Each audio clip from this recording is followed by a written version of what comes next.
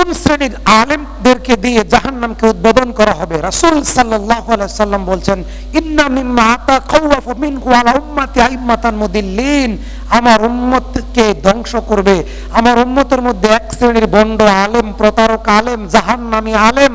বেদাতি আলেম, লেবাসদারি আলেম, মুখোশধারী আলেম, তারা ইসলামকে ধ্বংস করবে। তারা কারা? যারা মিলাদ করে, যারা কিয়াম করে,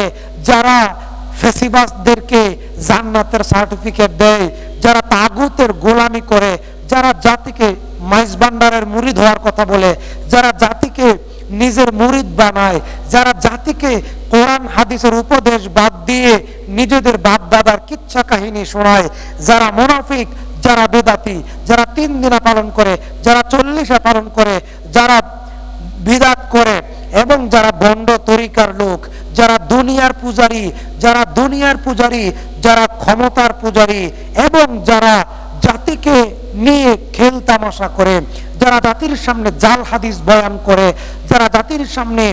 জাল হাদিস বয়ান করে, যারা জাতিকে শিরকের জন্য উৎসাহিত করে, রাসূল সাল্লাল্লাহু আলাইহি সাল্লাম বলছেন এমন আলেমদেরকে দিয়েই জাহান্নাম উদ্বোধন করা হবে, এবং ওই আলেমদের জিহ্বা আগুনের কেচি দিয়ে কাটা হবে। যারা জাতিকে জাল হাদিস বয়ান করে, যারা জাতিকে বাপদাদা কিচ্ছা কাহিনী শোনায়, যারা জাতিকে নিয়ে মিলাদ কিয়াম করে, যারা জাতিকে কুফরের দিকে ঠেলে দেয়, যারা জাতিকে শিরকের দিকে ঠেলে দেয়, এই সমস্ত ভণ্ড আলেমদের দিয়েই জাহান্নামকে উদ্বোধন করা হবে। এবং